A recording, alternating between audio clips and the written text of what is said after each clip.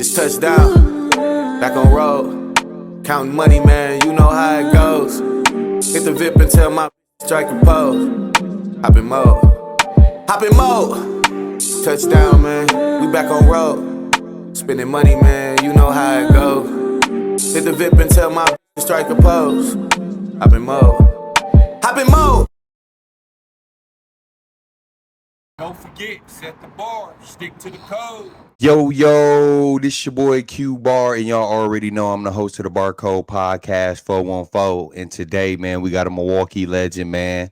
Y'all all know him, man. He talk as much shit as me on a basketball court. So, you know what I'm saying? So, but a very special man that came to the show, man. I really, appreciate, when I first, got to know him, along the line till now. Like I'm very honored to ever meet you, man. And y'all gotta show my brother some love, man. Branden Joseph, man, aka B Joe, man. Thank you for pulling up, bro. Man, Q, it's an honor. It's a privilege. Platform is amazing, and you're receiving the blessings from it right now, man. So hey, thanks for having me, man. For sure. Man, for sure. But you already know, man, before we get into the show, I got to give you your flowers, man. He went to Milwaukee BAYVIEW High School. He's an alumni there, man. Y'all know I'm V-House till I die. You know what I'm saying? But he also went to Owens Community College. He went to Central State University. He's an alumni there. If y'all don't know, that's an HBCU. Do your research. And he's the former head coach at Destiny High School and the 2017 Division IV state champs. And he also had a stint being the director of student life, Milwaukee Excellent Charter School, and y'all already know he's the CEO and the owner of Upper East Bar, man. Y'all got to show my bro some love, man. Yes, sir. Yeah, now B Joe, you already know me, bro. Yeah, Before I do. I get into the show, Mm-hmm. I got a little bit of trivia, man. And you've seen a lot of basketball. So this is gonna be very interesting, for me, what I'm saying, and the audience. So I'm gonna just pair some guys up, and you just pick them, man. You pick them, and I know you, Hot Rod, all y'all be doing this, man. So the first one, it's a heavy hitter, man. Trey Jefferson or Billy Memmis? All right. This isn't hard at all. Because I'm gonna be honest, man. Billy, the Billy and the Tysons of the world, they rebels, so they little brothers of mine. But and actually, it's funny you asked me this trivia because Trey a rebel, Billy a rebel. Only difference is, one was probably one of the most prolific guard we've seen since Calvin Rayford. You know what I'm saying? I got to go with Trey Jeff. You know what I'm saying? And I was telling somebody, I think it's T.Y. the other day, I was like, dog, I've never seen somebody that height catch a lob. And like, we see. I'm like, no. He caught a lob, man. Like, come on, man. Like, that ain't human. That's not natural. That's just God-given ability. So, and Billy was a monster as well. So shout out to Billy. But Trey Jefferson was a different monster. Yeah, he sure was. And you made a really good point with the Calvin Rayford, bro. Like, we didn't see a player like that. You know what I'm saying? Like Trey is on a different planet, man. Like, shit. Yeah, man. I mean, he easily in terms of I see a lot of people patting their hesitation after him, the way he set up people with the hezzy, with how he get you with his footwork first. He dropped that foot back, drop his head back with it, and he just boast past you. I haven't seen nobody stop it, especially when he was playing. I think he should have copywritten that. You know what I'm saying? I ain't seen that. I ain't seen nobody have it that smooth since him. So no, Trey is a different animal for sure. Yeah, for sure. Okay. Dwight Bikes or Deontay Garrett? Ouch. Okay, now this is a tough one. Ouch. Okay. You looking to stump me. Let me tell you something, dog. And it is hard to stump me, but wow, dog. Hey, I come home from college. I'm at BAYVIEW. And did you played with DG, right? Well, yeah, DG 2 years younger than me. So when I was a senior, he was a sophomore. Okay. Yeah. So I think you might have been graduating gone, but I'm gonna go on record and say this. I know the old heads, they feel like rivals and stuff like that. But when I seen these two match up, that was the best matchup I've seen. Whoa. Hey, now that was one of the best matchups I ever seen ever, dog. Like, you couldn't tell they were friends. You couldn't tell it was just it was a back and forth seesaw affair. And of course I was going for the View, but man, that was, I just want to go on record and say that first. Like, that was the best. That was the best seesaw affair. Both bring very different attributes to the game. Their games aren't similar, but they're both like impactful in what they bring to the game. You know what I'm saying? I think with DG being a 6'5", 6'6" point guard is kind of tough. You know, he sees over the defense. Jump shot is, you know, he shoots it efficiently. IQ is off the charts. Man.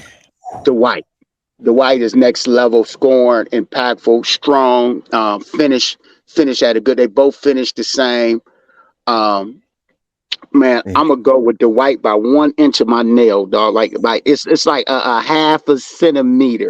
Like, I'm gonna go with Dwight, dog. Like, and Dwight, one of my favorite players. It ain't because he View House either. He like one of my favorite players from around here, dog. And shouts out to DG as well. But to me, Dwight always, they both actually overachieved, man. Them dudes, man, they belong to be in the NBA. When they were in the NBA, they still belong to be in the NBA. So, but I got Dwight.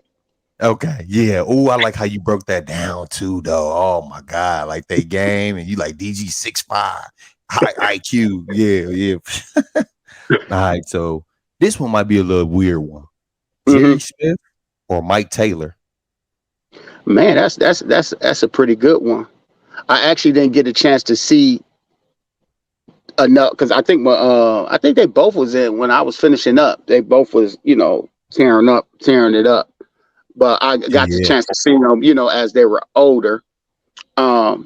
Jerry Smith is efficient, athletic. He's more athletic than Mike. Ooh, yeah, I would say that. Hold on, BJ. Whoa, hold on. I mean, not saying that Jerry not athletic, but yeah, Mike is athletic too. It's hard to say one is more athletic than the other. I'm gonna put it there. I'm just going off this too, B. Joe. I mean, Mike did go in between his legs on ESPN when he's in, you know, man. I mean, and this is similar to the matchup I said before because both bring different attributes to the game. I think I definitely got Mike T. Mike T. Tough is second to none. If I ever was in a dog fight on the court, he one of the first people I'm getting from the mill. Like, he gonna guard the best player.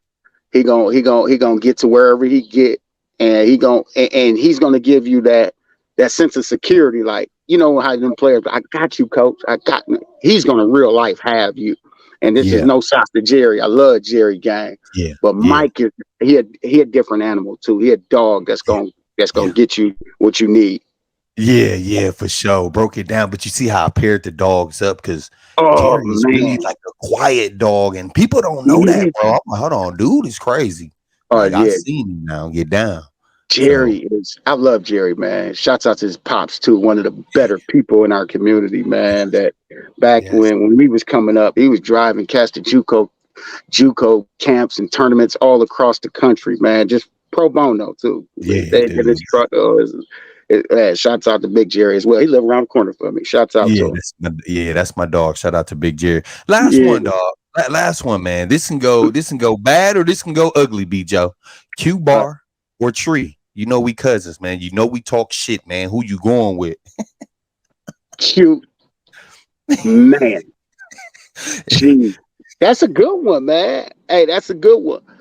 And I want Q. Like, I at first, dog, like, I saw you. I think when I first saw you at your, I feel, and you might, you know what I'm saying, disagree. I feel like you was in your prime when we was like, I think you played for Orlando in the pro league. Yeah, I played for Orlando. Yeah. Oh man, you was like an unsung hero, like, period, like all the time. But man, appreciate it. Different, like all the time. Even I think it was me, you, Wante. Did I come over there? I came over there. I will tell that story later, but I came over there for a season because I'm like, man, they got too much over where I used to be at. I'm trying to take my talent. I did the LeBron, but uh, only I got tree, and it's Okay. because when you put tree anywhere, it is not saying it's the same with you, but I think you similar to me. We effective as hell at our role. Our role, we're Yeah. gonna be the best at what Uh-huh. we do. Period, and we take pride in that. You put tree on the team, and they title contenders right away. You Right know what I'm saying? away. Because he an enforcer.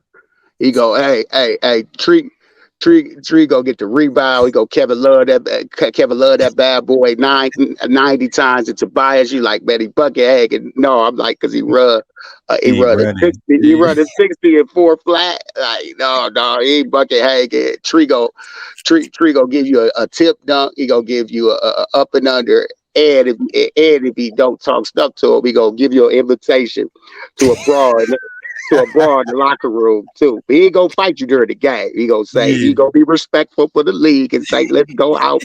I don't need no audience for this. Hey man, let's go get it in here. And then we gonna go back and hoop. And I then think who? he the only person in the country that ever do that I've seen in the world. Hey, That's when I knew. halftime, me and you, Dog, like, dog. That's when I knew I had to stay away from Cuzzo. I said, "Whoa, whoa! I never seen this, and I ain't even been extra tree. I no, never seen that, bro." Dude said, "Oh, okay, halftime, we gonna get it in."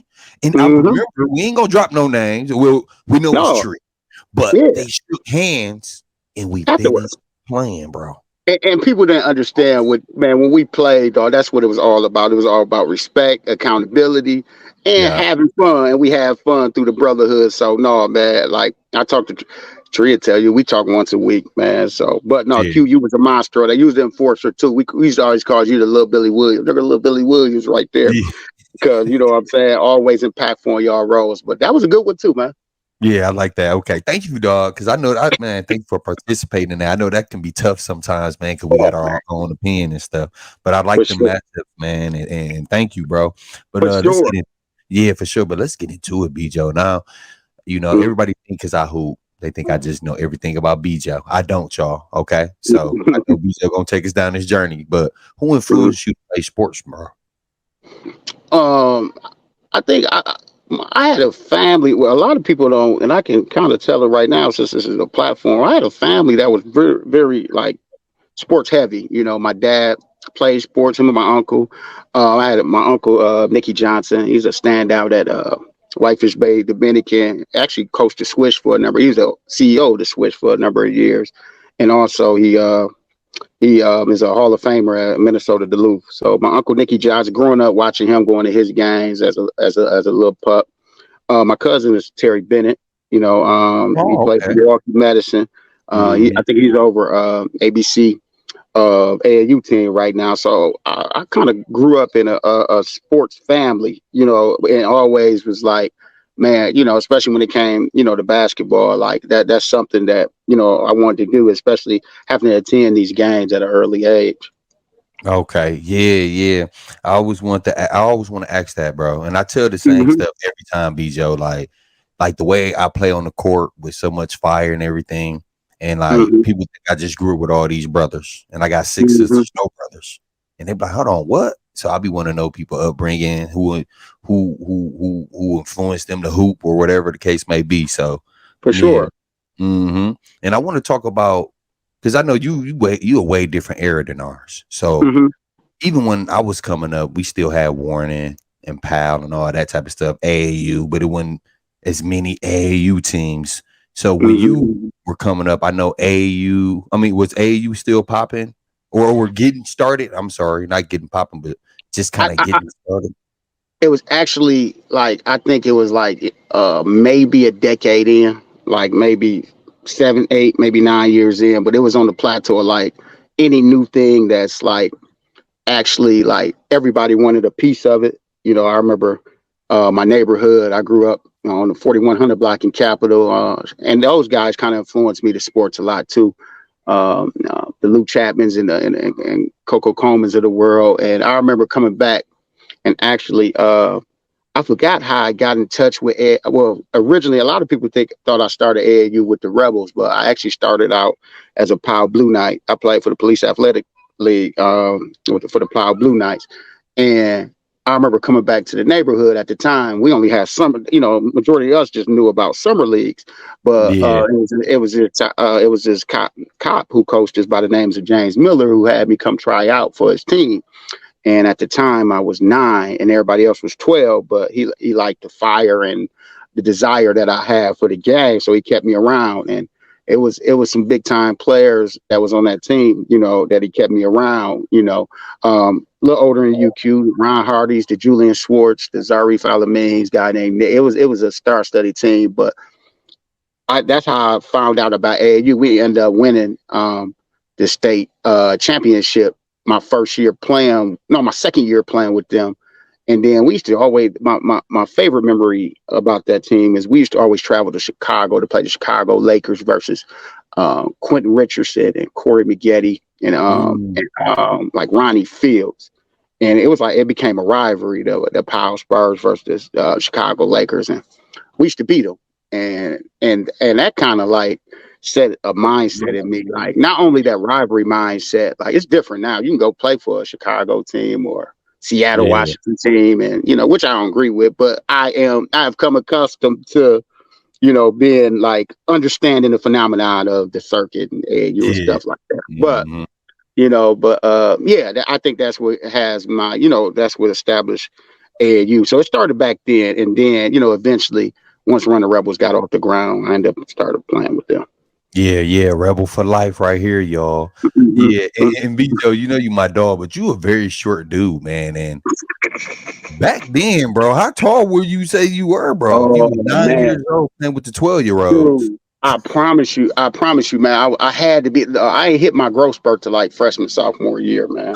Like I ain't hit no growth spurt and that was maybe 5'7", freshman. I was very small, but just heart of a lion and liking to compete, and just trying to always prove myself. Kind of the journey and the story, and the life that in the legacy. I think that's going to carry on for a long time. Yeah, for sure, man. And I want you to take us all back, bro. Like, y'all era of Warning, because when I played Warning, Jesus, I thought that was the best thing smoking. But I always hear about y'all era, man. And who did you play with? Man, who did not? No, it wasn't like that.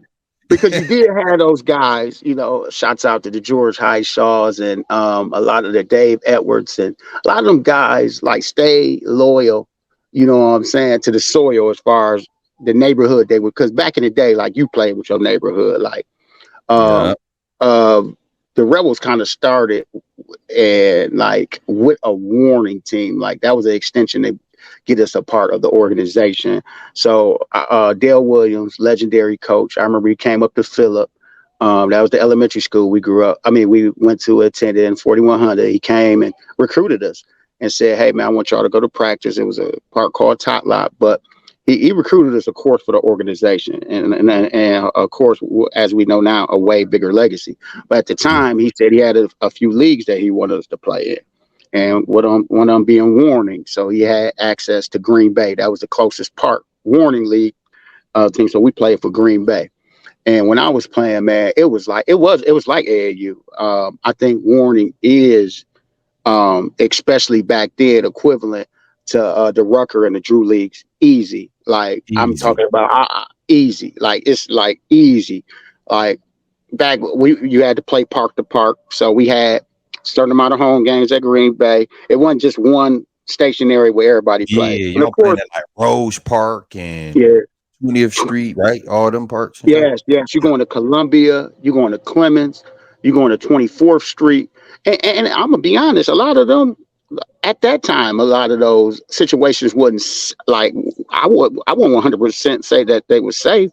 But at the same time, people had enough respect for the game that it wasn't going to be nothing major violence go on. You might have some fights break out, this and that, but it wasn't nothing that you felt like your life was, can end up over a basketball game. So we were able to try, even the 15, 17 And the 18-20 games, like when you got to that age, they played 15-17 played at Washington, 18-20 played at North Division on different days. Well, sometimes on the same day as us. So we used to if we won a game, the incentive was going to go see your cousin play. You know, Tree and all those legends. Like when I mean legends, it's the host of legends play, man, a host. And I used to sit Indian style, just watching those guys play. And basically, like, man, one day this gonna be me, you know, playing and kids looking up to me, like, you know what I'm saying, being able to say, wait, man, that's so and so from this park. So yeah, man, it was park to park, man. And like I said, you asked me who I played with. Man, of course we played my neighborhood guys. I had my set neighborhood guys I played with, like me, Tyson, and Tyson was younger than me at the time, but Coco was older than me, and Lou we were the same age, my guy Mark. So we all played together. But once like the Q-Monts, once the JR, I actually brought JR to come and play with us. You know what I'm saying? I remember me and JR, yeah, JR Morris. Yeah. And he was playing upper court. A lot of those guys played up too. But yeah, we had Eric Madison. He was ranked in the nation at the time. He's actually from the neighborhood too. Man, who else from the Big Pat? Man, I remember playing with. Once we were known as a bona fide. Green Bay was known as a bona fide powerhouse warning team. Everybody wanted to come to play, and we had like, as you can see now in the NBA, like a super team. And then as Boonen was coming up, and all of them, and Jahi and Bob, it was just crazy. It was like crazy, and that's where the kind of the Rebel Life phenomenon started, from Warning. So man, Warning was it, man. All my OGs I can call right now that would on the drop of a dime would come and help and mentor and be there for me. It kind of springboarded from that league. That's why I said, yeah, we up there with the Drew or Rucker League for sure. Yeah, I'm with you on that, you know, and I'm glad you said that too, BJ. And this is the reason why that I have my platform, you know, to let people know that it's more than, you know, beer getting brewed, you know, what they say, a lot of farms, a lot of Caucasians here. This platform is to let, you know, these kids know, and whoever tune in, that, oh, it's talent here. You know, we got business owners here. You know, we got nice restaurants here. You know what I'm saying? So I'm glad you said that. Yeah, because I feel like we got some of the best guards, and I'm not being biased because I'm from Milwaukee. I do like New York guards and Chicago guards, but we keep up with the best. It ain't even. People be thinking I'm crazy. Like I've got ridiculed like a couple times, saying like, I think the latest thing I said, I think it was like on your thing. Like I think you was saying the Boo Wade and who was the other guy? Lance Stevens. Come out. That's because I've seen Boo Wade torch so many of those type players. Like, you get what I'm saying? Like, I'm not just pulling this out. Like, I think we kind of get, and I don't want to say starstruck. I don't want to, you know, disrespect nobody, but you said it the best. You just said it. Like, the best. We are known. We are known as a guard heavy factory city from this day. You need a guard. JUCOs, D1. You going? Hey, coaches came and flocked down here because of the guard. We at that time, especially back in the day. I don't know what they're putting in the food now, and then the flaming hots and what you call them things, them little round things that's dipped in pepper. I don't know what they're putting in now. I think it's something to make these dudes get athletic and jump over garages and stuff. But that wouldn't happen back in the day. All we had we had our grit. We could dribble, and we had that flash. We had that toughness about it, and we didn't really care who you were. And I think that changed over time. You know what I'm saying? I think as time, it's like we didn't care, like, man, and we actually like welcomed it. We invited it, like, man. Oh, we playing against this team from the Chi, dude. They got dude from Indiana, you know. And I was far from talent wise from some of the individuals that I've seen that just destroy and demolish guys. But if you need a guard, people come to Milwaukee to grab a guard for sure. And they play in the Warning League. Yeah, I agree. That's all facts, bro. Our grit, bro, is so different. You know, I'm out in Arizona, man, and played in the league or even went to watch some games, I'm like, whoa, y'all like helping each other up. Y'all kind of nice. Like, whoa, I can't do this. I'm talking about from high school to men's rec. I said, oh yeah, I just get some shots up. What they call Chucky. Chucky was like a good guy now. Well, they all good guys Yeah. out there. But a bunch of Chuckies playing in these Yeah, leagues, man. Y'all just good a whole guys. bunch of I'm good used to guys, this. man. Yeah, boy, you know that disgusts me, but man, you said you grew up you grew up on Capitol, man. And it's Yeah. another question that I ask people because now that I'm older, you know, I Mm-hmm. sit back and be thinking like, dude, damn, I lived on 39th and Center, but I went all the way to fucking Vincent. Like Vincent was far as fuck back then. So you went to Mesmer, even though that was your first school. So you Mm-hmm. went to Mesmer. What made you choose Mesmer first? Man, I wanted to go to King. I live like where I grew up at. You walk out my house, I can go right to King, like where the band. I can hear the band play every day. Like wherever the band classroom, that's where I stay. At the time, they had a waiting list, even if you stayed in the area. You know what I'm saying? And I wasn't just I wasn't like a Mike Wilkes or Corey Reed. You know what I'm saying? Yeah. Eric Jackson. I wasn't that type of Well, you caliber skip player right to past skip the that line Craig like that. David I couldn't somewhat. skip the Yeah. line. They like that. Guys probably would say, "Who?" You know, the closest I probably would have got was Nicky Johnson nephew. That's Nicky Johnson. Guys probably was like, "Oh man, come on, man. No, he can come to open jail." You know what I'm saying? Like I wasn't that good to skip the line. You know what I'm saying? Yeah. So Yeah. then at the time, Dominican was, I wanted to follow my uncle's footsteps, but it was I wasn't paying. And again, it's Dominican. I wasn't no Marcus Showtime Johnson. You know what I'm saying? Yeah. After that, I wasn't no J.R. Blood. I could have tried to use my, uncle, name again, but they were like, hey, Yeah. I forgot who was the coach at the time, but they wasn't going. So I went to St. Nicholas Middle School, it's Eastbrook Academy now. So a lot of people over there was going to Mesmer. I was like, my mind's well riding out with y'all, man. Hey, man, I can't go to the schools of my choice. But at the time, I didn't really do my homework about Mesmer. I didn't know that Mesmer had these many hood dudes, man, that was outstanding at basketball. I ain't know Sanjay Adele was over there, T Black, Ravante. I'm sitting here like, oh, I can rock out with this decision. Yeah, yeah, and that's why I asked that. Like, why? Like, you started off there, man. You just Mhm. named more legends, but Yeah, then yeah, transfer. Like, what was it? Like, you felt because I keep hearing you saying that you wasn't good enough, yeah. but I Well, mean, what was well, the situation at Mesmer? well, Mesmer was challenging academically, and I always was like just an average student, to be honest with you. But if you put your mind to it, I could have, and I did. I played JV. I didn't play. I played JV and sat a couple of varsity games for Mesmer. And man, you got hey man, you couldn't tell me nothing when I, sat on that bench for a couple of varsity games as a freshman and Yeah, sophomore Mesmer, man. But I mean, it just like it actually came down to me locking in and with academically and them not like lowering the bar academically at Mesmer. And I look back at it, I'm like, man, I would have been a better student, not athlete but it's possibly, but student if I stayed there. You know what I'm saying? But at the time, Bayview was up and coming. You know what I'm saying? Again, in the city conference because they was in the Big Nine before, but at the time.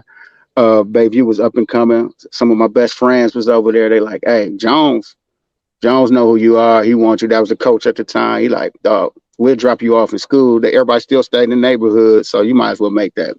You ain't gonna get the grades over here, bro. So you might as well go on and make that transfer. So I yeah. went and play with my guys, man. I chose athletics over academics. Moms was with it, so Oh yeah, she's like, man, hey, if you get the grades, you know what I'm saying, you can go to Bayview. So I ended up going to Bayview. yeah. And the power of friends. Come Yeah, on, bro. You ain't about to get the grades over there, man. Come on, man. We want you to pull up and Bayview with us, man. Yeah. Now, when you was at Mesmer, was brother Bob? Was he there? man, that's my guy, I brother never Bob. met And this guy, BJ, but I dog, heard he like one tough dude, bro. they don't make him like brother Bob no more, man. Brother Bob will go. Hey, cute. Hey, and you got to think. I went to Mesmer with some plug, funny dudes, Turner Barking, Terrence Breedlove, some guy P. Fuck. No, we was That's Martin Lawrence, Chris Rock, me. Like, nah, we was some plug fools over there, dog. So I never forget. I gotta tell this story real quick. Brother Bob would do stuff like this, dog. Like, we had a food fight one day. I think we probably started it. Dog, we come down. He called all of us out of class, dog, to the office. Mind you, ain't no cameras in that piece, dog. Somebody that snitched on us or something. So we go to Brother Bob office, dog. He got a diagram, a diagram of. It's a Terrence, Breedlove, you was sitting over there.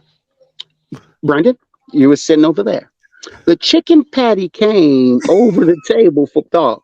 He'd do everything from that to like dog, like him somebody up, like he was real life a Christian Joe Clark. He'd do that. He'd him somebody up, like if you come in a building and try to mess with the stew, to we don't have no ref. I'll be right back. Dog, he'd go in the closet, put his refs. Dog, he'd be reffing our. I'd be like, dog, this is amazing, dog. Like this dude is. No, I got a lot of respect for Brother Bob and his sidekick, Mr. Monday. We never had no bad blood, at all. A lot of respect.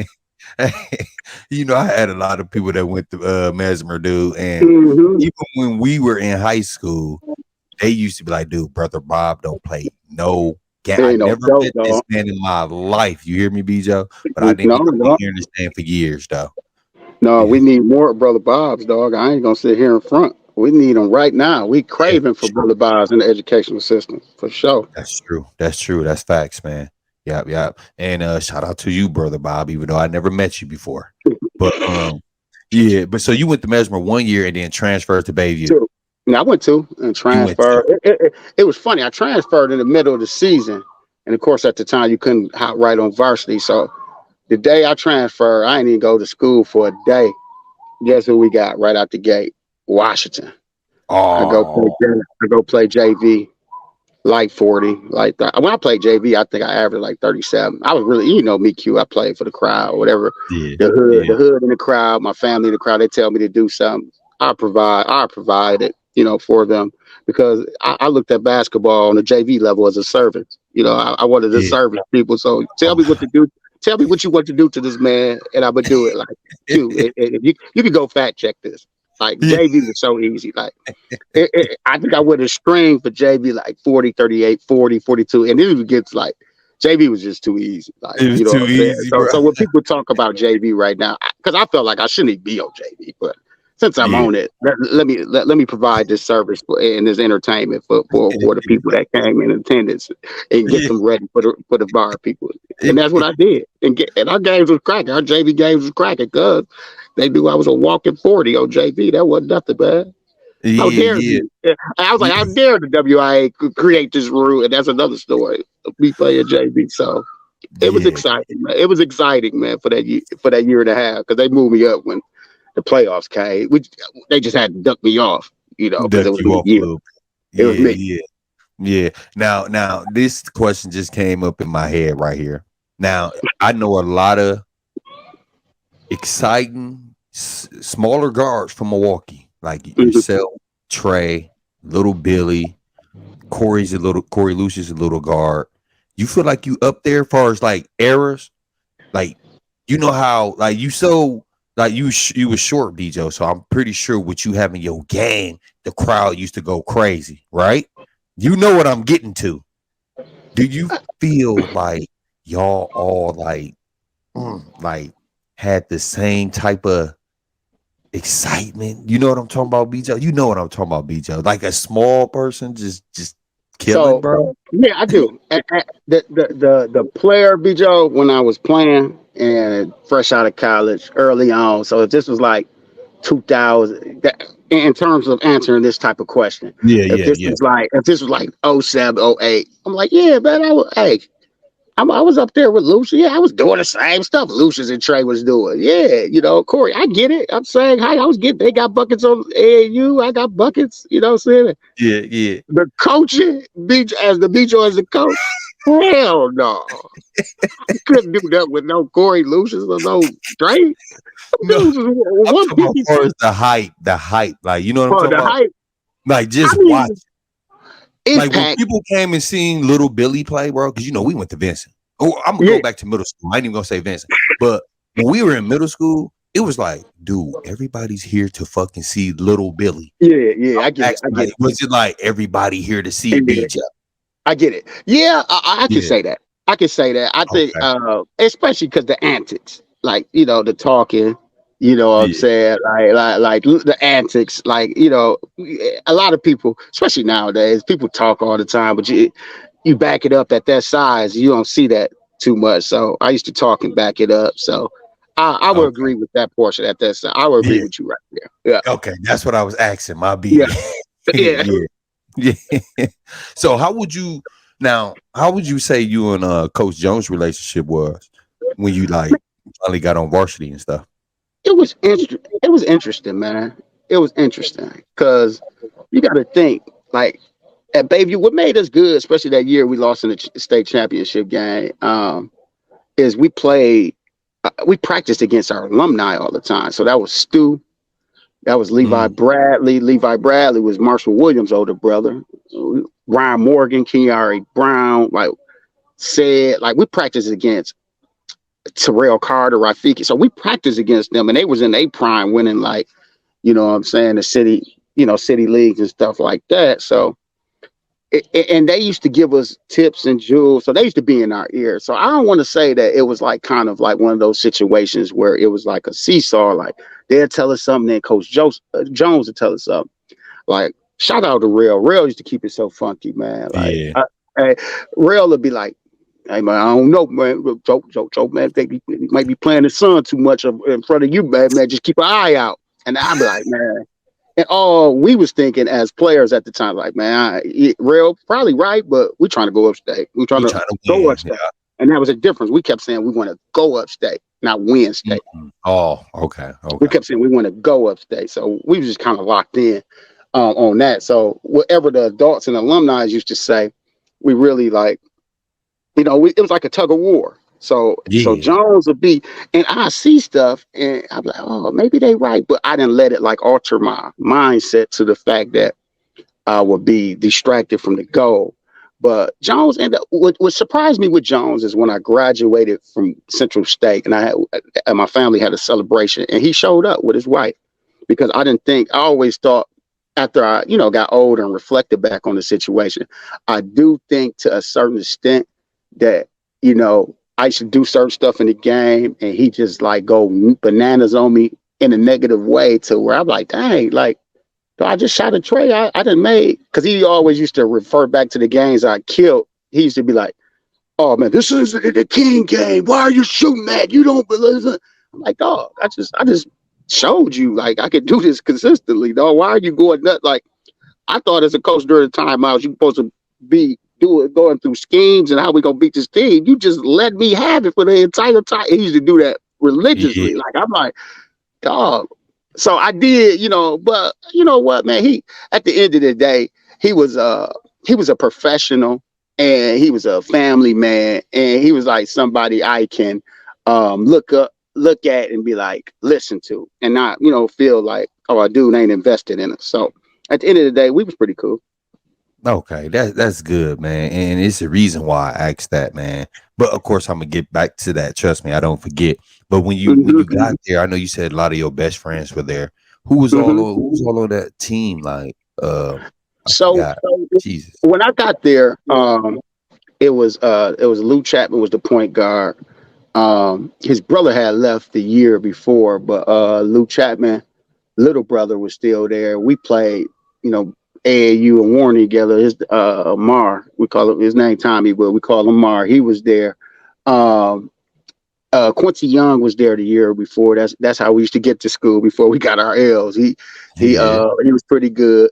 And then the guys who were already there, who was there before that kind of we trend like our neighborhood transfer over was Larry House. And then it was Joe Johnson, Dr. Joe Johnson. If you're watching this, I ain't gonna disrespect you, Dr. Joe. You got two B's in every. I'm waiting for you old two B, Dr. Joe. But who else? Matt Jones, that was the coach son. Billy Mm-hmm. Williams, one of my best Oh, friends to this day, he was there. Billy Williams was there. Main G, Big Jermaine Graham. So it was already a core when I came. So it was like, a spark off the bench that can put the ball in the hole was like the key ingredient, which I was. It was a key ingredient to what was already established over there. Plus, a 6'4", 6'5" guy that we got to transfer from Washington by the name. The year after I came, named Deontay Moses. After he came his sophomore year. This is after he went upstate with Washington. He came the year after I came. So that kind of concluded like a number, like a top 5 state team at that time. Yeah. Wow. That's a nice team. And it's funny that you bring up, dude, true story. When I was in 8th grade, I played summer league with Bayview when it was like Dion, Kyle Graham, Mike Bridges, on that team? Enoch. It was Enoch. I was like about to go to Bayview. Wow. I never know that. I played the whole summer league. I was the young gun on there, bro.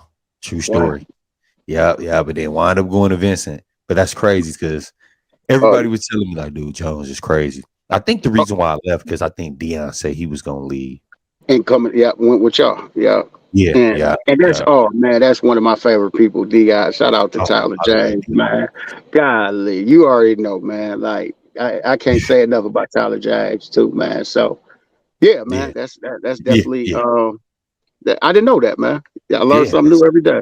Yeah, man, for sure. Yep. Play with all them guys, man. So when you in the city we know the city conference is one of the toughest.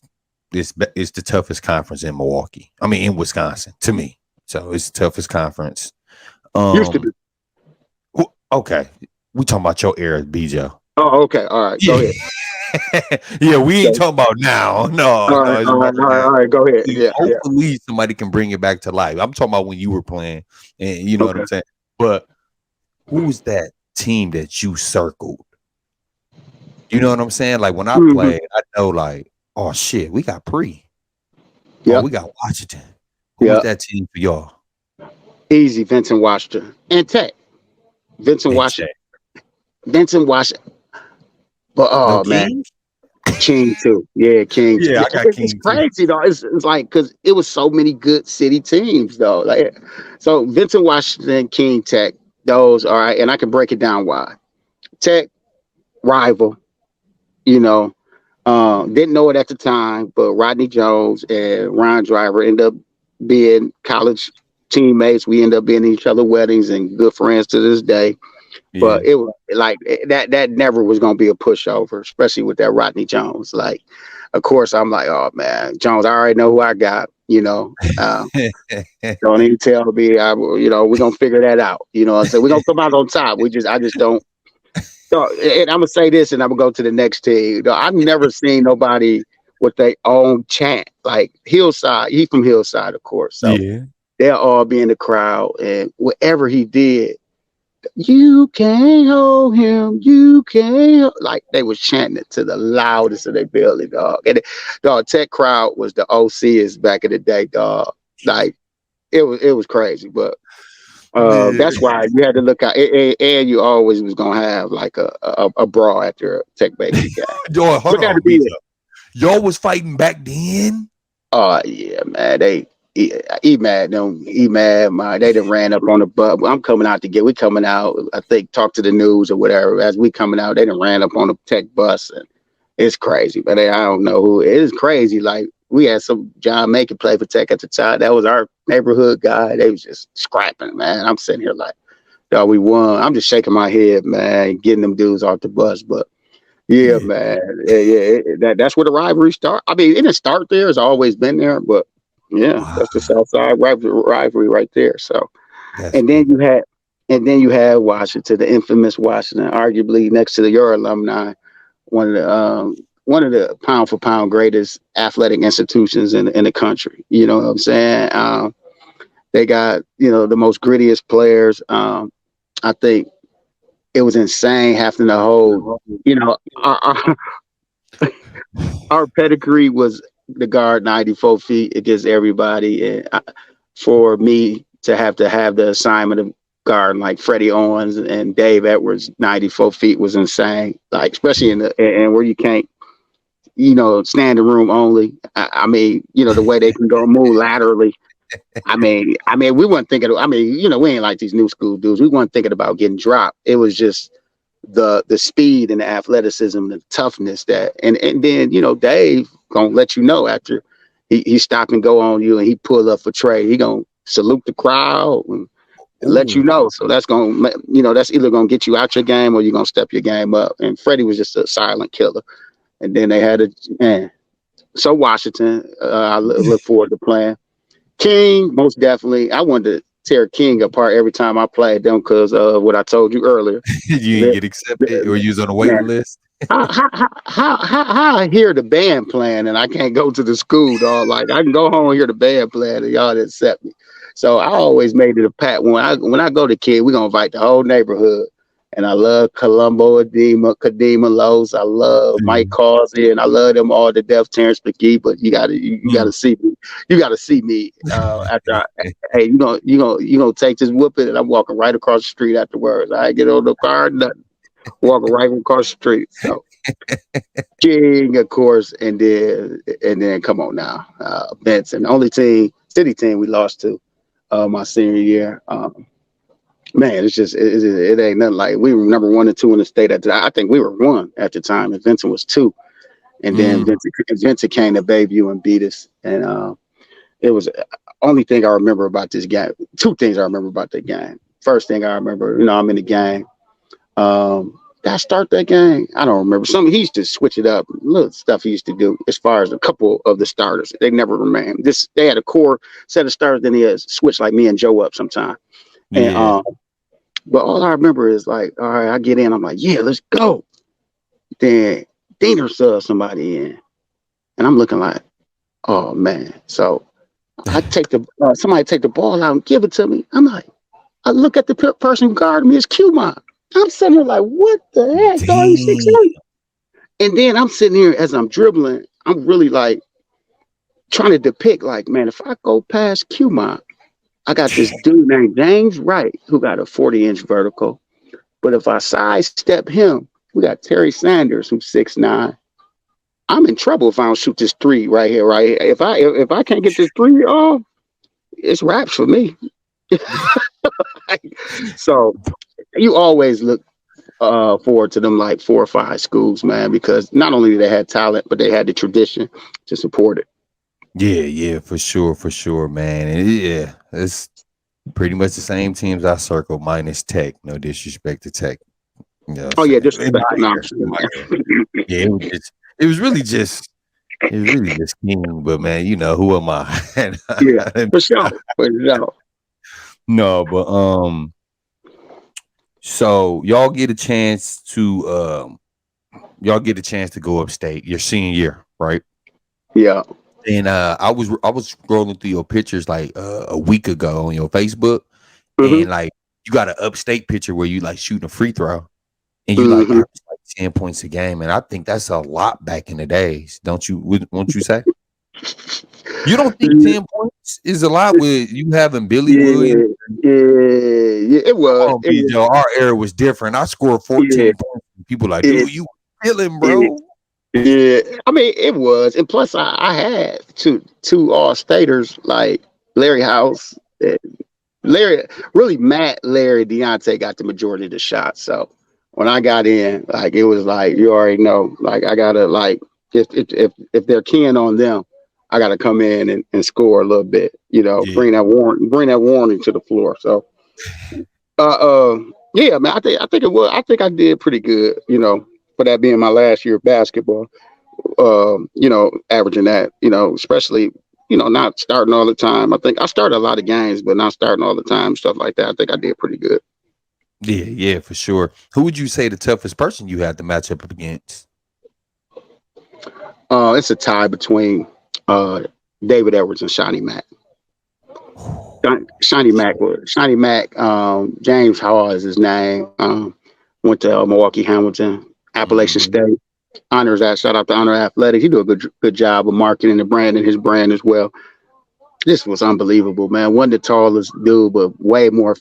He was way more faster, way more athletic than anybody his height besides JD and Tobias. Shout out to them too. But man, our era was crazy, man. I forgot about them too. like that's what I'm saying. I'm just talking, and it ain't just like you know what I'm saying. But I think the hardest was Shawnee Mack because he can shoot it from his range was unlimited, and like north and south, he's one of the fastest guys I've held since a couple of guys in college, and then Dave Edwards, like Dave, it was more like a talking thing, like you know what I'm saying, like whatever it could be a layup. You was gonna hear it. Dog. He just scored like you No was gonna matter hear it. what. And it was gonna get him going though. It was gonna get him going. So you try to cut his water off, but it was kind of virtually unstoppable because he had a motor too. Yeah, yeah, man. Yeah, I hear so much about Dave when he was in high school. I can't wait to interview dude too. I can't Oh wait. yeah, yeah. Dave is man. He got a story to tell too. So man, shouts out to him. That's my boy for sure. Yeah, yeah. Now, Bijo, I think I know you know your basketball, and now Mm-hmm, that I know you and Tyson and whoever else, y'all be chopping it up about sports and mm-hmm, different schools and our era, y'all era, all that type of stuff. But people mm-hmm, always talk about Vincent King, Washington, like them the best schools in Wisconsin history, right? And I know mm-hmm, you went to Bayview for 2 years, but where mm-hmm, you feel like Bayview land at? Because I always felt like Bayview had great players, but y'all don't mm-hmm. get the respect like a Vincent King and Washington. Why you Yeah. think that is, though? I think historically, what Bayview was in the Big Nine at first, playing with like the Racine and the Kenosha schools. So historically, we were kind of like starting, you know what I'm saying, in the background because we didn't initially start off in the city conference. When by that time Washington then got a couple of gold balls up under their belt, and then also King. You know what I'm saying? So we kind of like had to like build our culture once we got into the city conference and kind of filter in. Now I think that goes untold. That doesn't get told enough that once we got in the city conference, we got known and got respect and not with not even being an initial city conference team, we kind of like rapidly got respect as we can just say it, as people got recruited there and joint packs to join Bayview. But Bayview then had some killers from Twan Clayton, Troy Coleman, man, they done had some killers, man. Like, of course, James Stewart, man. Yeah, Hey, the list goes on. Dwight, of course, y'all know Dwight, Johnny Lacey. Oh my God, like yeah, Chuck them, Charles Lee them started off there. He cooked Darnell. I actually Lou was coaching them at first that 1 year before we decided to ship them off. That's a whole nother story. But yeah, yeah, they didn't have some. They didn't have some killers. yeah, yeah, for sure, man. I always want to ask that, man, because especially about Bayview, though. Bayview always had some great talent over there. But Mm-hmm. remember that question I asked you earlier about like your relationship with Coach Jones back then. Mm-hmm. And the reason why I'm asking this is because when I talk to my guys, man, and they feel like, okay, yeah, I didn't have the grades or whatever the case may be, it was tough for them to get into school. Now I know you went to Owens Community College in Ohio. Mm-hmm. How Yeah. how supportive was Coach Jones like in that, or was it was it the support? Yeah. Was the support there or no? No, I don't think that was Jones' niche. You know what I'm saying? And I know as a coach, that comes along with the job description. Sometimes, like you're like you get that by default. No, by the way, you're gonna coach, mentor, transport, be social worker, and you're gonna get them post playing.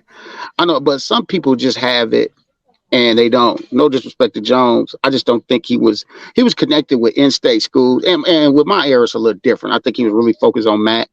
You know what I'm saying? I think Lou was fine, especially, you know what I'm saying? Yeah, with his son. I think Lou was fine because he went and left the Rebels and played with DTA. Larry House was Larry House. Deontay was Deontay. So, the people who were scholarship players were fine. With me, I had to make a call. And at the time, like somebody said they needed a guard at Owens. Owens was ranked in the nation at the time, too, for JUCO. And I just, to be honest with you, it was the luck of the draw for me, you know. And I went down there on a visit, stuff like that, and I'm like, man, this team is nice, and the fit was there. But yeah, with Jones, I just don't think that was his niche. He was more like an old school, similar to Jim Jones from Hamilton. They actually friends to this day, you know what I'm saying, for years. I just don't think they was that niche. I don't think it was nothing personal. A lot of people probably can look at it like that, like, man, he ain't do nothing for me than that. But Oh yeah. reality, I just think he had a couple of in-state ties, and that was it. He was really investing in us because I think he knew that we were a state championship team. You know what I'm saying, at the time. So when it was time to like depart from us, he focused on Matt. So I don't hold him like I don't have no ill will feelings about that. But I Yeah. get what others say though. I definitely get. I understand where they coming from. Yeah. Okay, because like I say, BJ, I talk right now to people, and like some of the same people that me and you know, and they like, man, look, I gave this program state championships. They made this happen when I wasn't supposed to play. You know Mm-hmm. what I'm saying? But they made that Mm-hmm. happen. But damn, when it comes to Mm-hmm. getting to school, it's like everybody goes now. So Mm-hmm. I just want to ask that. You know what I'm saying? Because there's some players that I played with that, felt like Diener, wasn't as supportive. You know what I'm saying? Yeah, So yeah. I get So it. you go to go ahead. I'm sorry, BJ, go No, ahead. I just said I get it. I get it. I get it. Oh, okay. Yeah. So you go to junior college. Y'all was Mm-hmm. nationally ranked. How Yeah. was it? Now I know you were in Ohio, but Mm-hmm. was it in the middle of nowhere, or was it somewhere where it was No, like bearable?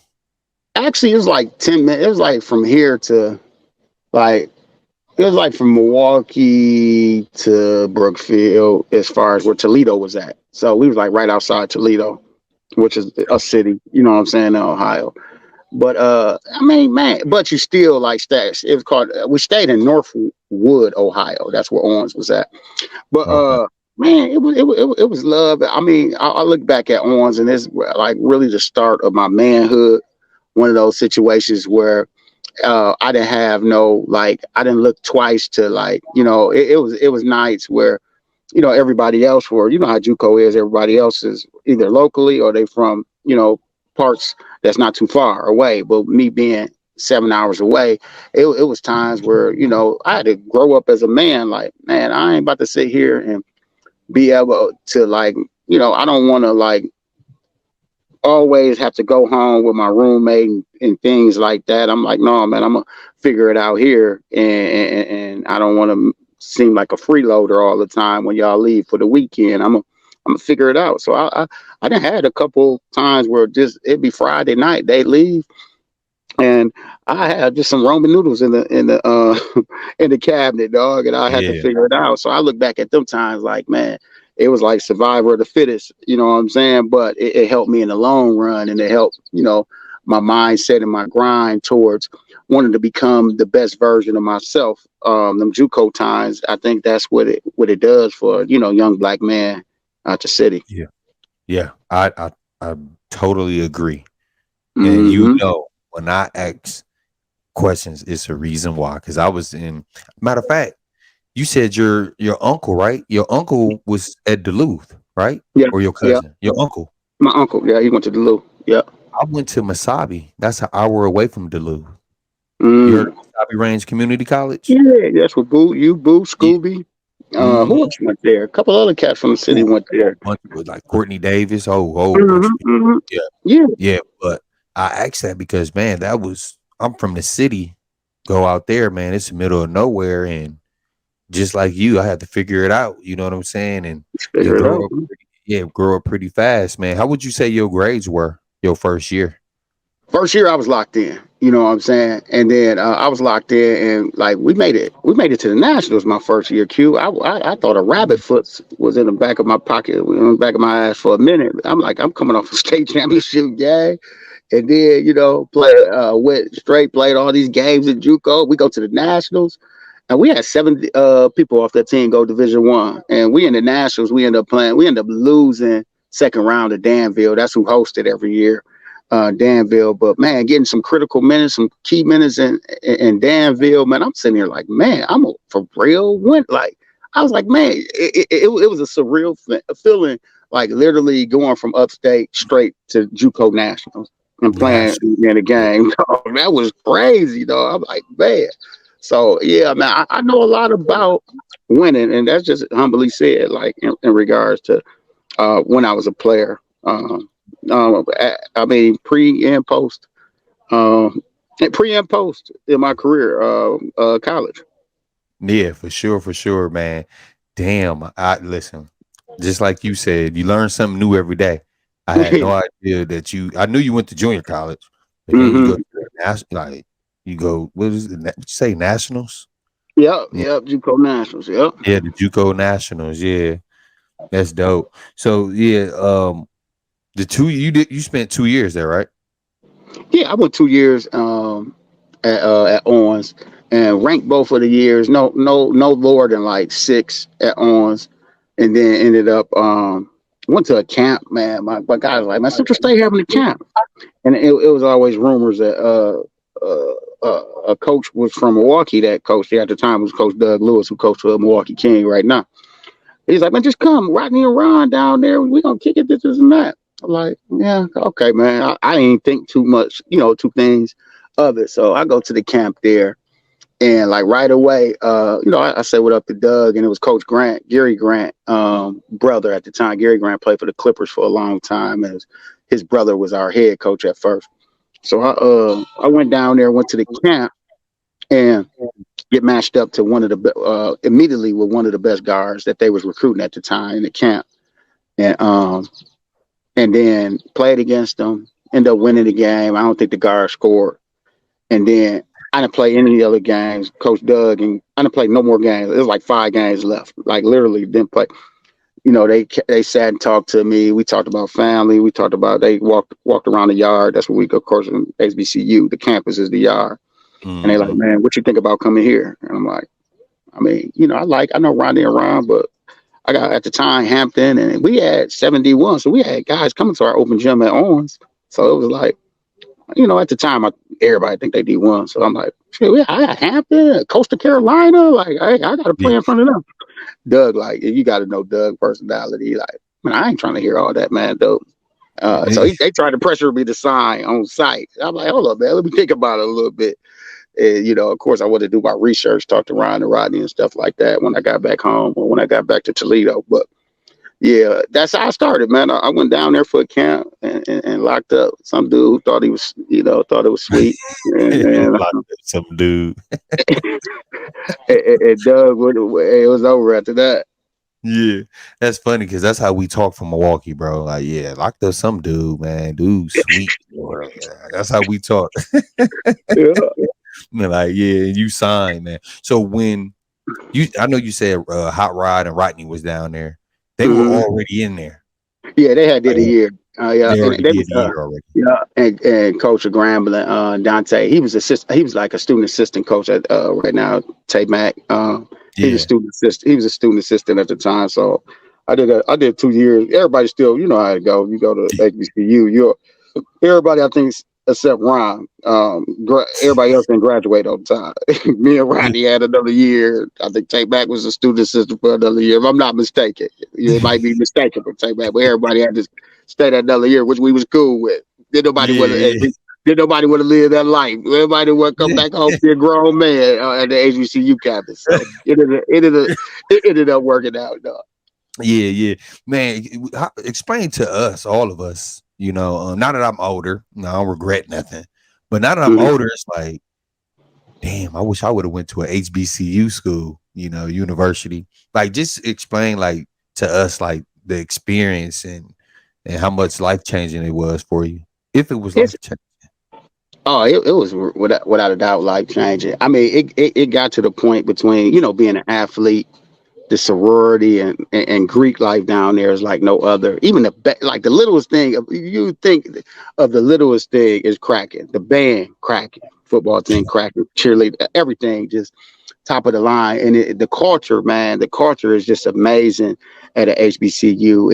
It's like significant, and it reminds you of like a ongoing family reunion on steroids. You get up, see your family, you know what I'm saying, show love. Of course, like it's pros and cons to everything. So the pros of it was the culture. It's an intimate community. You get to see professors and role models that look like you, that's in prominent positions. The cons is that it's so intimate and you on the yard that you're gonna recruit and it's gonna be some hating that go on. You know what I'm saying? And especially from people on the outside looking in, thinking that you not a good basketball player, or why is he talking to this different sorority girl when I didn't had her, or I didn't have some Yeah. Yeah. I didn't had her before. So you get hate just like anywhere else. But Yeah. I just remember, man, I gotta tell this story. They know they laugh every time I tell this story. Is at the time, and this was part of Coach Lewis' recruitment. He's like, man, what you waiting on, man? Female ratio down here it's 16 females to 2 males, man. What you waiting on? I'm like 16 to 2. So I'm like, I wasn't the smartest, I wasn't the sharpest knife in the drawer. So I had to so for every 16, for every one dude is 16 girl. He's like, yeah, man, 16 to 2. I'm like, whoa. I'm like, so we live and we having fun, man. We live in the student athlete life. But I remember one night we was just in our room, man, and me, Ryan, and Rodney. I was like, dog, ain't no way, dog.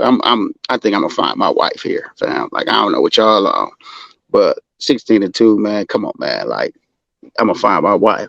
So of course, if anybody knows their personality, they bust out laughing at me. Look at dog's grass, dog's grass. Talking about he gonna find him a wife. Ah! I'm like, back then.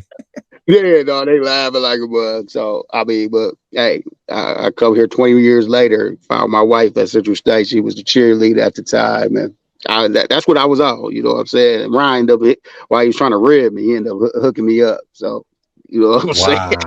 That's how it happened. Wow. And you know what? I'm glad you brought that up, dog. I seen that too. I'm like, hold on. I'm like, because you got your basketball to the right, the Central State. She got the cheer. And I'm like, wow, Joe been working for a long time. That's dope. Man.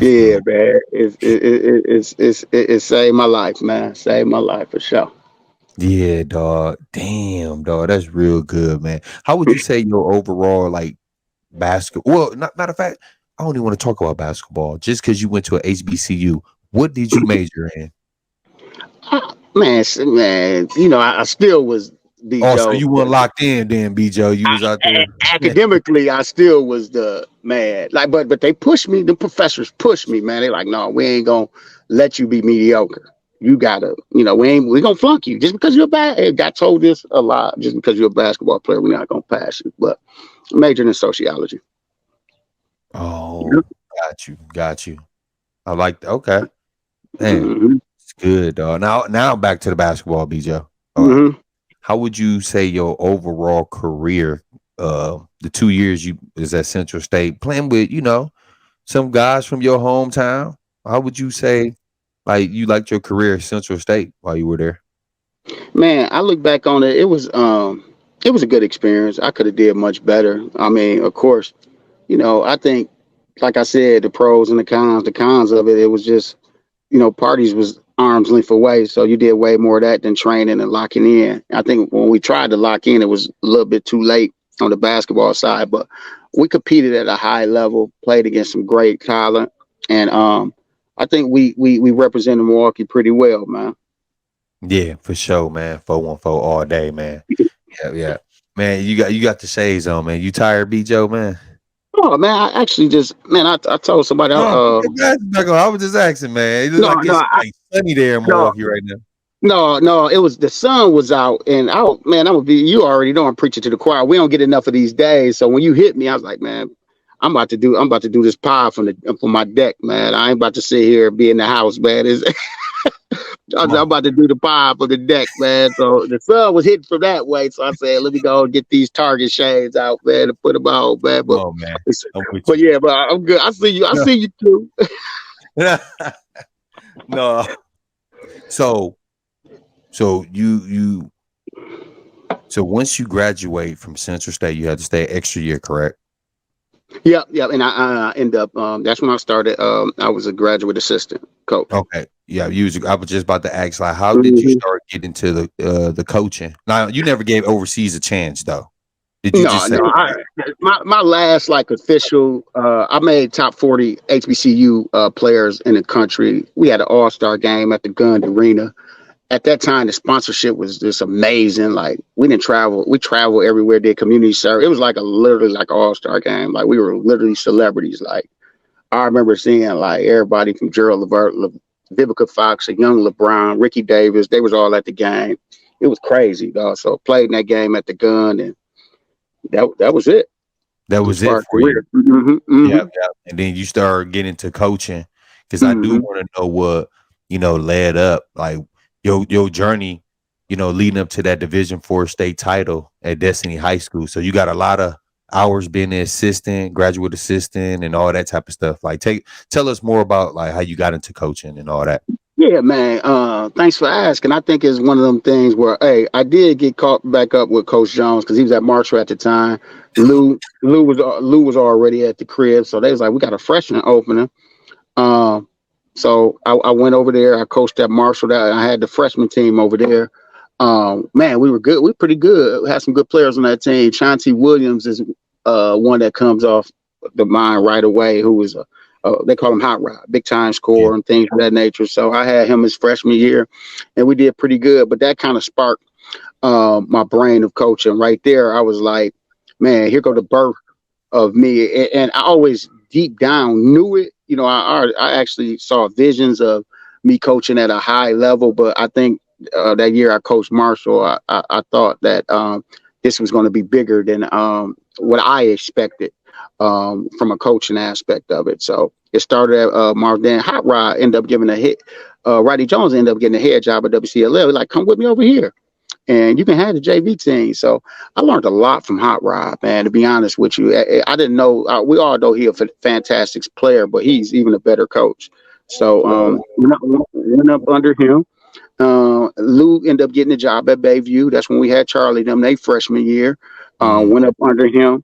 Almost went to West Dallas with him until I got a phone call from Dale, my mentor, Dale Williams. He was the AD at Destiny at the time. He said, "Hey, what do you think about being a head coach?" At the time, I was like, "Dale, man, I've been assistant for the last 4 or 5 years. I need to gather more. You know what I'm saying? Insight on the game." He like, "Man, you ready, B? You ready?"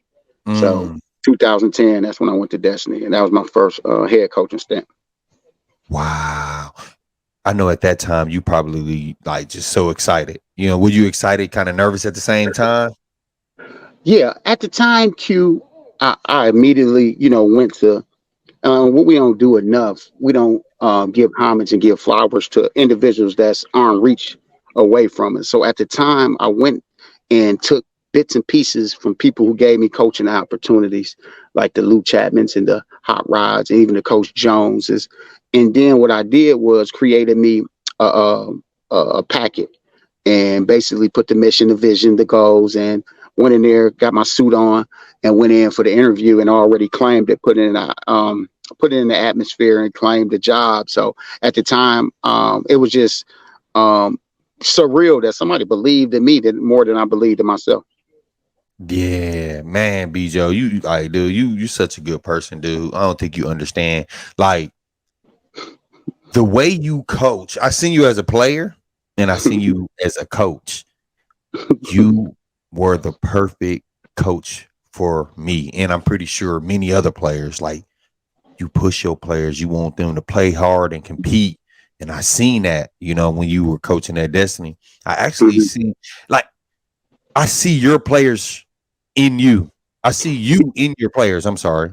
Yeah, Like, what's my homeboy's name? Keontae, Claudwell, and then you yeah. had oh man, damn, these new generation of names. What is Sion? Mhm. Cheyenne? Sirion. Yep, Syrian. Sirion McGee. Come on, Hmm. Yeah, yeah. Those guys, man, they're near and dear to my heart still to this day. I think those two specifically. I think to this day, whenever Do his name. Dog called him Keontae. Keontae is best friend. You put Keontae call with. Y'all put Dio and Keontae in the same name. You met Dio, but they always together. I knew what you're talking about. But Yeah, Dio, Keontae the left hand one, and then yeah. Dio the left. Oh, they No, both Dio. left-handed. They both left hand, but Keontae went to Hamilton. Dio went to Destiny. But Oh, yeah. But I know what you were saying. But yeah. Dio, to this day, I think when he lock in and decide like if he wants to, he just has it. And some people they don't realize it. I think he realized it. It's just sometimes the sacrifice that you have to put in your mind in terms of like rerouting yourself to like not saying he's a wonderful kid, but in terms of the lifestyle that you have to uphold to be elite. You know what I'm saying? That's kind of tough. You know what I'm saying? And I think Dio right now, I put him up against anybody if he in shape. Sirion was an individual that couldn't chew bubblegum and walk when we got him, but up under our direction. One thing that you couldn't take for Sirion, and I told him when he came, I was like, man, you'll end up being one of the best big men in the state if you stay dedicated and humble and be able to work on your craft at a level and listen to Coach Billy. And he did that, and that's why you seen them, and they gave it all they got because our practices was like games. Yeah, bring it, man. Brought it back, man. Y'all was very, very exciting to see, B. Joe. Y'all were, bro. Especially the games I watch, because I'm like, listen, hold on, and I haven't seen team defense like this since I was playing, to be honest. Yeah. So, what was your whole philosophy like when you got there? Like, what did you like? You know how coaches go into a system and they try to lay the blueprint. Like, what was your blueprint when you went there? Overall, not even just basketball. So, first thing I intentionally wanted to do was brainwash them. They had to be brainwashed and believe that they were representing something that was bigger than themselves. Once I got them there, then I knew that I can establish a rapport with them that they'll run through a wall for me. And was that a process easy? Heck no. But I think some of our earlier years getting took out by those Dominican powerhouses and some of them other powerhouses kind of like built in this like type of mentality that they wanted to display for the city because they start thinking it was bigger than them. I used to make them recite their mission before every practice. I used to put them through grueling drills, and in terms of the drills actually was so grueling that it became competitive for them. So once the practice environment was set, then I already knew I had them in the game and they'll run through a wall for them, for themselves, their families, and their city in the game. So it was like a brainwashing mechanism. Dude, I might. You know what? We're gonna have to chop it up off camera one time, BJ. I need that philosophy, fam. Like, if I can get my players to run through a wall with like for themselves, come on now. We'll be champions too. Hey Q, I told him this was some time ago, man. They all 25, 26 right now. I said, man, I get somebody $50 cash app if you could remember the mission of, and Dio and Pierre. They was like, through obstacles in adversity, we would establish our core values to input our destiny. And I'm like, dog, this is like 6-7 years after they, they used to have to say that at the end of practice. So that was also a mechanism of, if they remember that and if they imply that, then basketball was going to be the easiest part. It was just getting them to have camaraderie around something that was bigger than them. Oh shit, mastermind, BJ. It's always, listen, I'm serious, BJ. It's always the guys who accept their role, who play hard and talk shit, who be the mastermind at the X and O's and the game of basketball. That's all I'm gonna say. You want to be, Joe. I'm waiting to get a head coaching job now. No, it's coming. It's coming, Q. I peeped you in all county, and I peeped your passion. I peeped your in-game adjustments. I peeped your relationship with your players. No, it's already formulating. You just don't know it yet. Oh man. Well, yeah, let me zip it up. Let it happen. You know what I'm saying? But y'all got a chance. Now, y'all got a chance to play against Tyler Hero. Now, that's one of my favorite YouTube clips to go to. Y'all played. You coached against Tyler Hero. I don't know if he's like one of the best players you ever like coached against. But Yes. what was on that scouting report, if you can remember that, BJ? Because he was on this high horse around that time. So we played him with the state championship team and we beat him. I mean, he had a game in his life. And our objective was to just wear him down so he can just put a lot of different faces in front of him, put some length in front of him, put some speed in front of him, put some strength in front of him, and just wear him down. That was the objective. And towards the end of the game, shoot two at him. We ain't gonna shoot two at him at the beginning of the game because they'll be able to have time to adjust, and he can pick us apart. So then we shot two at him, and we kind of wear them down and ran away with the game. That was our first game of the year. That game. So we played my first game of the year, Dio and them senior year, the next year. And I've never seen a player that was in this much shape after the previous year in my life. Like you can tell he worked on endurance in the off season. Oh, that's all he did. So I tried a similar philosophy with him. And I think mentally he was so locked into that game, as he said after the game and stuff like that, that you could have put a couple of Bucks players on him, and he was going to do what he did to us. He was playing with me like Q to the fact I'm gonna move a little bit, but he was playing with me to the fact that how it be pregame and it's the pregame and people are just warming up doing what they do. Yeah. So here, like I'll pace the sidelines pregame, and wherever I go on the sideline, he'll just like, and I act like I want to look at him, but he had a little rebounder for him, and like he'll make 30 in a row. No, wherever I go, he just wouldn't miss. So I'm saying, I already knew we was in for an uphill battle just through pregame, but I just didn't let the team know. But yeah, he was locked. He looked like you was about to say, it sounded like you was about to say trouble. Oh yeah, yeah. Trouble. yeah, we was in trouble though, for sure. Yeah, man. Oh man, I know. I ain't gonna take too much of your time, BJ. We almost no, man. Continue to talk, man. It's therapeutic for me, man. It's therapeutic for me. Okay, good. Yep. So you get a chance to win the state title with Destiny, and you got a lot of your you got a good coaching staff too, by the way, BJ. Shout out to your coaching staff. Man, I appreciate that, man. Yeah. So I just remember y'all winning, and the first thing for me, I don't know about anybody else, but when y'all went upstate and won that title, for me, it was like, I'm gonna keep it 100, BJ. It was emotional because it's like BJ brought this back to the city. I don't think people understand like the politic part of it, and like you got inner city kids, you change their lives around, you got them focused, locked in school on a basketball court, and you take them to Madison. And with your coaching philosophy and win a state title, knowing like BJ, you done been upstate as a player, as a coach, and I've been upstate as a player. People don't know the politics stuff that we talking about. So for you to do that, man, explain how that made you feel in your, Man, I'm gonna put it in a nutshell, and Q, and this is I'm all for everybody as far as the surrounding area and all teams that strive for that goal to win a state championship. But to take individuals from Hopkins, take individuals from Hillside, to take individuals from Buffalo, Hampton, and get them all on one accord to win a gold ball. Hard is an understatement. Especially being from the city of Milwaukee and dealing with some of the social economic disadvantage and oppressive battles that we have to deal with. I think a lot of people feel like we're given because we're black and we can bounce a ball and we can jump high. But no.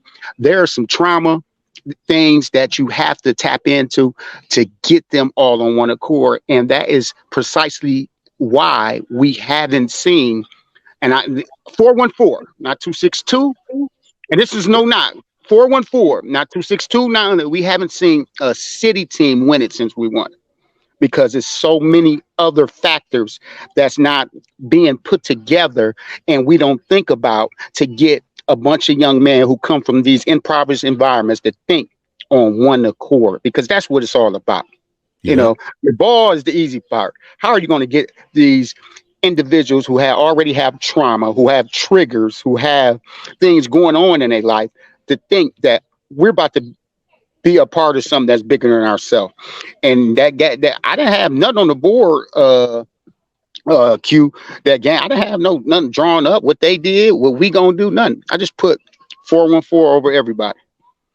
We already, that was it. I just put 414 over everybody, and by doing that, it kind of, you saw them kind of unleash the trauma and unleash everything that they was dealing with, and for those 40 minutes, lock in and be a part of something that was bigger than themselves.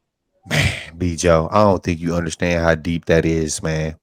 This, I hope that this don't go over none of y'all head for real, because George Highshaw said this to me before. I was from the East, Greg from the hundreds, and for Diener to get them on the same page, bro. Facts. Bro. And a lot of people don't understand, man. Like, we always see the negative connotations of our city already, and a lot of them are factual. We have facts to support, and data and Yeah. metrics to support that. Now you have the challenge of coaching them. So not only that, you got to coach them, you got to live right, you got to balance your life out, you got to make sure their endurance is well, you got to make sure they're eating, you got to make sure their family, you got to do so much. So man, like, it shouts out to all those coaches who's doing it and continuing to do it the right way. But the key word and the two words, and nobody even listened to me today, is the three words, is the right way. Yep. The right way. Yes, I agree with that. I agree. But dude, I feel like you had so many successful seasons at Destiny.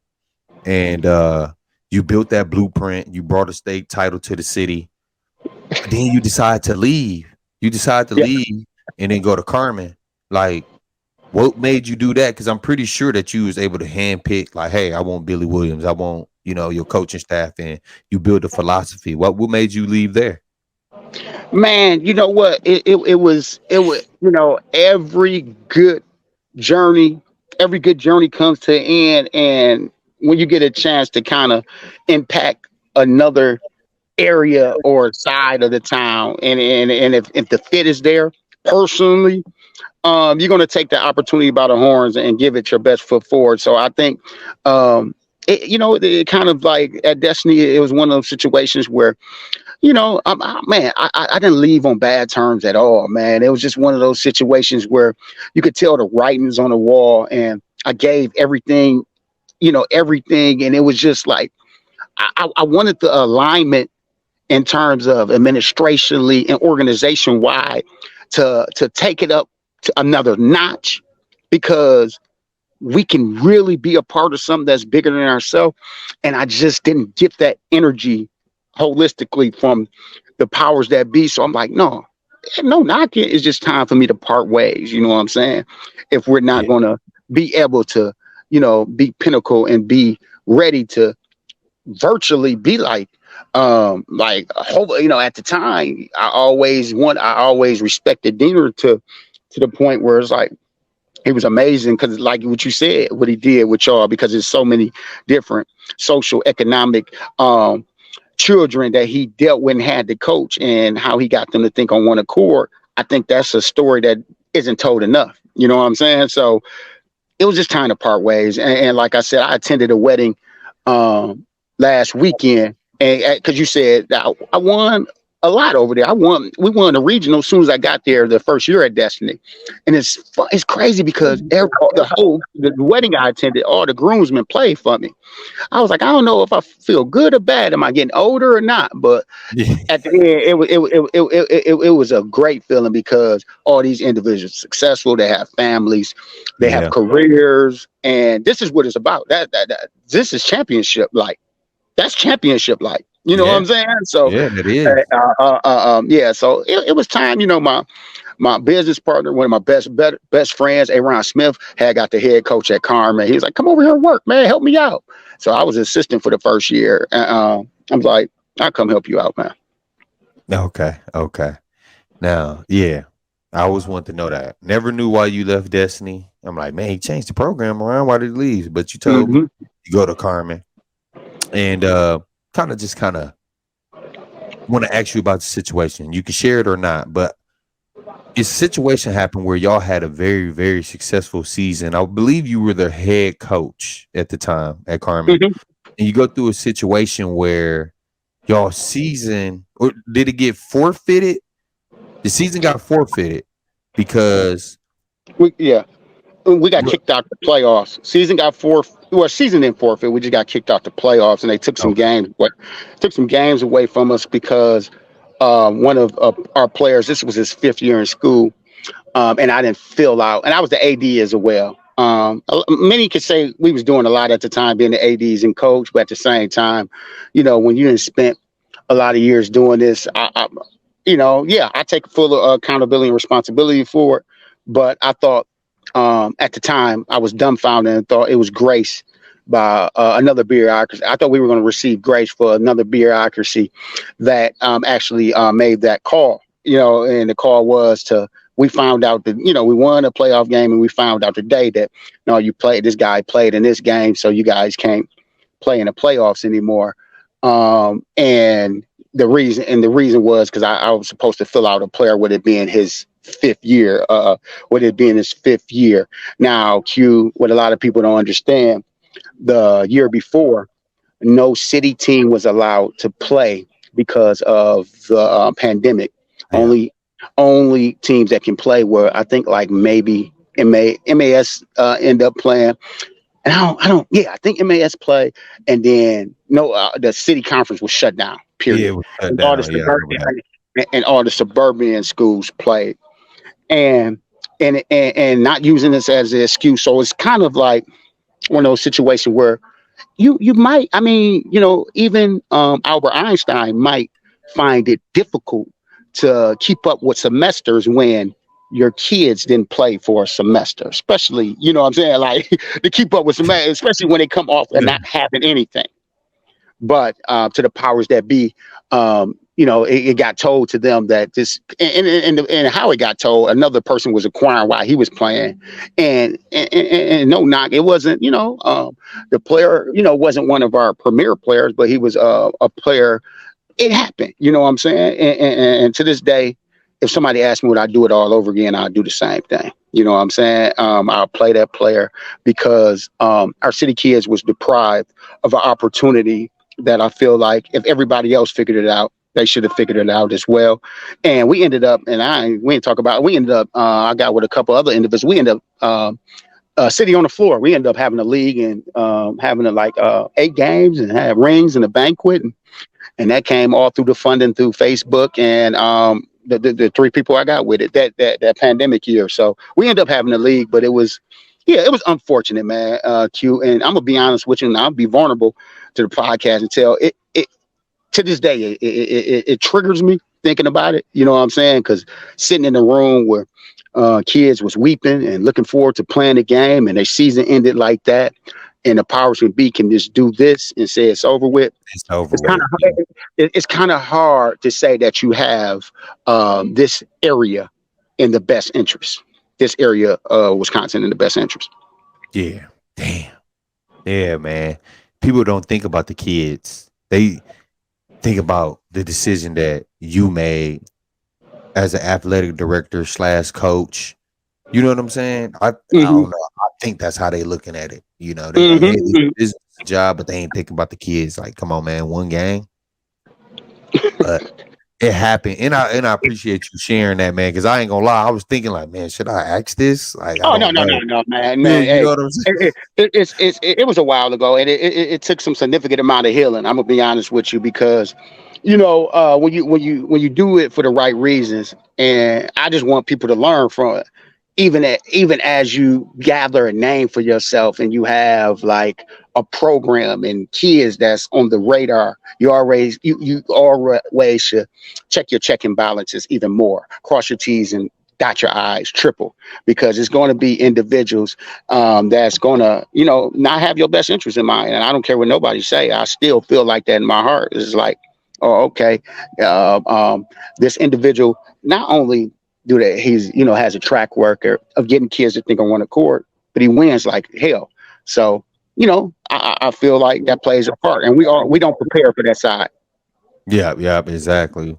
Yeah, and I know BJ, you had like a little small stint with the Yeah, excellent school. And yeah. the reason why I'm asking this is because we gonna get to your, the restaurant. We might have Oh to yeah. say that community vibes, man. Yeah. I You mean, gotta yeah, take well, I could bring it up. It ain't a restaurant, Q. That's the goal, but it's just a tavern right now. But the goal is to yeah, get a kitchen in that bad boy, a patio, and get it like a Brady Street type of yeah. atmosphere, man, on I the didn't east. want to But say bar, yeah, bro. I ain't gonna lie. I ain't want to say bar, man. You didn't share so many great stories and stuff, but I didn't want to say, oh man, you got the bar, no, man. that's why I said tavern. I said tavern. I know. Yeah. No, but so is that the reason? Like, is the love, not the love for coaching, but is it becoming to a point where you like, you know what? I got to put coaching in my rear view. I want to start a new chapter. So is that like the whole tavern idea? Yeah, the tavern, and most importantly, I have a nonprofit that me and my wife was co-founder of, and we that's why I put in the caption, co-founder of J. Crew Foundation. It's one of those things that it's other important things and areas and callings in your life sometimes that you got to put some energy in, because it's healthy too. You know what I'm saying? And I think right now, when I look at athletics and basketball, it's done so much for me. I'm not bitter about it at all. But it's a lot of things that goes on behind closed doors that people don't know about, especially with black and brown. When you coaching black and brown people, and it can be can be some things that if you're not strong minded enough, it can leave a bad taste in your mouth. I've gone through a lot.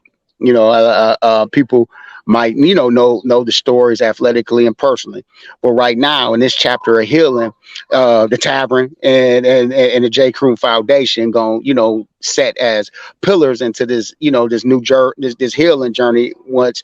And I'm just transferring that, as we talked about early, that same energy, that same philosophy that I poured into kids and being a coach is going to go into that. So it's really nothing changed, you know what I'm saying? And Yeah. I will always, be welcome to be around the game. You know what I'm saying? Consult for the game. I still love the game, but it's just time to put it in the rear view because I've been through a lot, man. You know what I'm saying? I ain't gonna lie. Like I've been Yeah. through a lot with the coaching aspect of it, but the Yeah. plan. Oh man, I had a ball. Yeah. I know. Hey, we can toast rings when you get in town. I won all county before. Toast rings together with that. Come on, And man. Let's go, man. You already know. No, hey, couple more questions and I'm gonna let you go. All right, BJ. yeah, One, man, let the audience know, man. I got a lot of people, Minnesota, of course, Milwaukee, that come visit Milwaukee sometimes, man. Let them know the name of the bar, the address, and where they can come get some, yeah. a nice chill time. Yeah, if you ever in the area, man, come to 1732 West East. I'm sorry, North Avenue, Upper East Tavern and bar, where you can enjoy, have a good vibe, man. It's a good atmosphere. It's in one of the underrated areas of our town, man. You'll enjoy yourself there. The owners are really the owners are good, and you. Uh, can you hear me, Q? Yeah, yeah, I can hear you. Yeah. Oh, I don't know if I was getting a call or what. The owners are good and you'll get treated with respect. So, Yeah, and most importantly, what everybody want to know is extremely safe. yeah, yeah, for sure. And our last question, BJ, what advice would you give these kids, man? Man, I'm not even gonna have no thought time into that. Advice that I give these kids, you talk about athletically or Just like well, overall, man. okay. Overall. Because we got a lot I of stuff going on, BJ. They stealing car, they disrespecting their elders. It's just so much, man. advice I would give these kids right now, that's growing up for the city of Milwaukee is to I will encourage each and every kid to tap in to something that they're just thinking about, they're just thinking about, but they really want to tap into it. And I would ask them to tap into it to the ability that they come infatuated with it. Because if you tap in to something that you just like, then you're gonna start loving it. And then if you love it, you're gonna get infatuated with it. And once you get infatuated with it, you come extraordinary, not good, not excellent, extraordinary at it, whether it's a trade, whether it's a hobby, whether it's anything. Because once you are infatuated with that one thing you want to tap into, then everything else is a distraction. Only other things that should trump that is God and your family. But get infatuated with something you just like, and then take those steps, and you'll be fine. Oh man, thank you, thank you. That's perfect. That was so perfect, BJ. And man, I want to thank you so much, bro, for taking the time out for coming to the Barcode Podcast 414. Got a Milwaukee legend, man. I really, really appreciate you, bro. I really do. Thank you, man. Shoot, this is awesome, man. Keep it up. Hey, man, especially Saturdays. I got a time where I listen to you. Like Oh, Saturdays, I do the chores before I go cut the grass. I listen to some legends and some up and coming people, man. It's a pleasure, man. Anything you need me for, any support, let me know. Hit me up when you're in town. okay, appreciate that. And before me and BJ get out, man, make sure y'all set the bar and stick to the code. Q bar and BJ out. Thank you, bro. I appreciate All you, right, bro. All right. love, dog.